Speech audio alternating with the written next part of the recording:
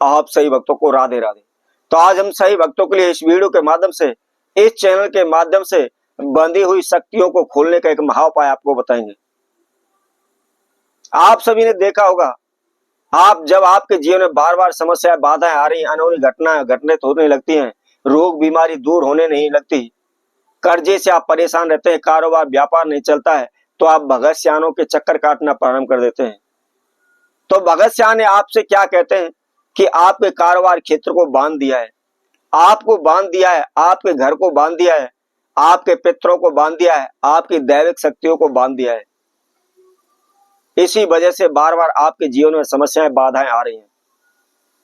तो इसके लिए आपको क्या करना है, यदि कोई भी शत्रु दुश्मन ने आपके पितरों को बांध दिया है, आपकी शक्ति को बांध दिया है, आपके कारोबार को बांध दिया है, आपको बांध दिया है, आपके घर को बांध दिया है, तो उस बंधन से हमें किस प्रकार मुक्त होना है, उस बंधन को हम किस प्रकार खोलें, इसके लिए हम बहुत ही छोटा सा, बहुत ही शक्तिवान आपको एक महाप्रयोग बताएंगे, जिसको करते ही आप सभी प्रकार के बंधनों से मुक्त हो जाएंगे।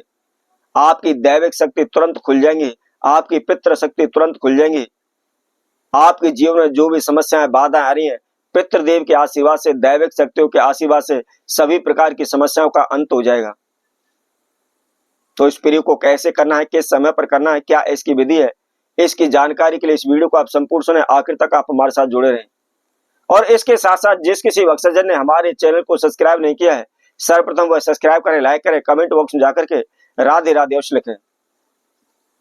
तो सर्वप्रथम आपको ध्यान रखना है, इस महाउपाय को करना कब है, शनिवार के दिन, इसके साथ साथ अमावस्या के दिन।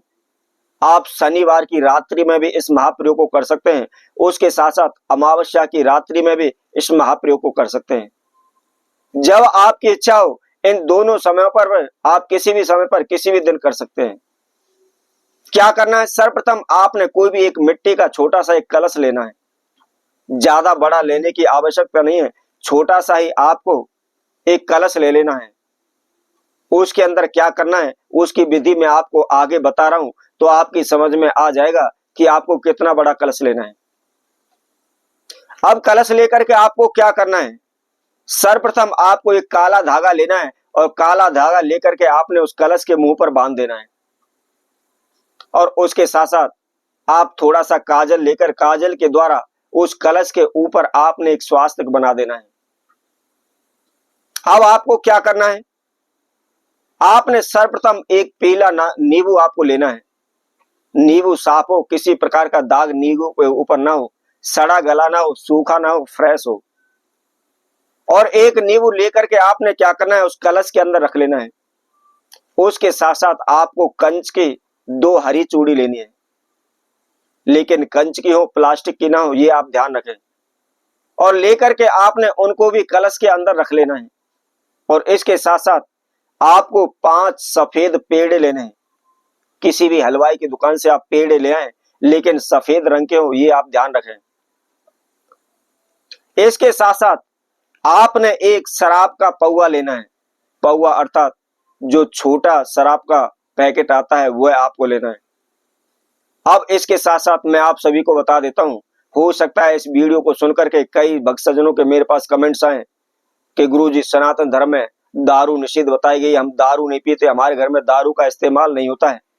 तो मैं आप सभी को बता देता हूं, इस दारू को आपको पीना नहीं है, इस्तेमाल नहीं करना है।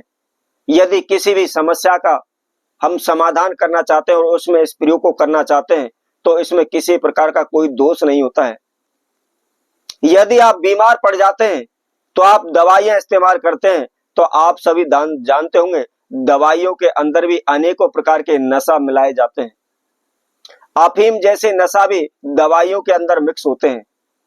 तो इसलिए हम कोई भी उपाय कर रहे हैं, तो उपाय करते समय हम प्याज, लहसुन का, दारू का इस्तेमाल कर सकते हैं। हम सेवन नहीं कर रहे हैं, केवल हम उसका इस्तेमाल कर रहे हैं अपनी बाधाओं, समस्याओं को दूर करने के लिए। इसलिए आप सनातन धर्मी हैं या सात्विक हैं, या आप दारू इस्तेमाल नहीं करते, या शुद्ध पूजा पाठ आप करने वाले हैं, तो वह भी इस प्रयोग को कर सकते हैं। इसको करने में कोई बुराई नहीं है। एक पौवा लेकर के आपने उसी कलश के अंदर रख लेना है। और उसके बाद आपको क्या करना है, मात्र केवल 5 आपको बतासे लेने हैं और उसके साथ साथ 5 हरी इलायची आपको लेनी है और उसके साथ में 11 लौंग आपको लेनी है और इन सभी समुदायों को लेकर के आपने कलश के अंदर रख लेना है। और उसके साथ में मात्र केवल 5 रुपए की आपको मिश्री लेनी है और 10 रुपए की आपको काली सरसों लेनी है और 5 रुपए के आपको काले तिल लेने हैं और एक छोटी आप 5-10 रुपए वाली जिस नारियल पर हम जो चुन्नी लपेटते हैं, काली चुन्नी आपको ले लेनी है और लेकर के आपने उस कलश के अंदर रख लेना है। अब आपको क्या करना है? अब आपकी समझ में आ गया होगा कि कौन कौन सी समुदाय हमने उस कलश के अंदर रखनी है तथा उसके लिए हमें कितने बड़े कलश की आवश्यकता है। ज्यादा बड़ा कलश आपको लेने की आवश्यकता नहीं है, छोटे से कलश के अंदर ही यह सामान आ जाएगा, कोई खास ज्यादा सामान नहीं है। अब आपको क्या करना है? आपने 11 बार हमारे द्वारा बताए इस मंत्र को बोलते हुए सर्वप्रथम आपने अपने पूरे घर में उसको घुमाना है।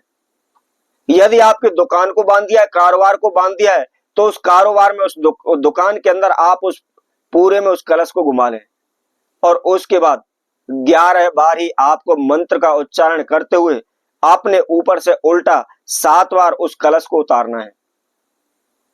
और उतार करके आपको क्या करना है? किसी भी चौराहे पर अर्थात जहां से 4 रास्ते निकल रहे हो उस जगह पर या किसी नदी या तालाब के किनारे पर आप उस कलश को रख दें। लेकिन ध्यान रखें, जब भी इस विधि को आप कर रहे हैं आपको कोई टोके नहीं, अनटोके आपको करना है, किसी से बात नहीं करनी है। और जब भी आप कलश को रख करके आ रहे हैं आपने पीछे मुड़ करके नहीं देखना है, सीधे चुपचाप अपने घर आना है। घर आते समय भी आपको विशेष ध्यान रखना है, घर में प्रवेश करने से पहले थोड़ा सा जल लेकर के आप अपने पूरे शरीर पर छींटे लगाएं और उसके बाद आप अपने घर में प्रवेश करें। मात्र केवल एक बार भी इस महाप्रयोग को कर लेते हैं, आप सभी प्रकार के बंधनों से मुक्त हो जाएंगे, आपके पितृ बंधनों से खुल जाएंगे, आपकी दैविक शक्तियां बंधनों से खुल जाएंगी। तो इसी तरह आपसे भक्तों के लिए और नए उपाय के साथ नई वीडियो के साथ पुनः उपस्थित होंगे। तब तक के लिए सभी भक्तों को राधे।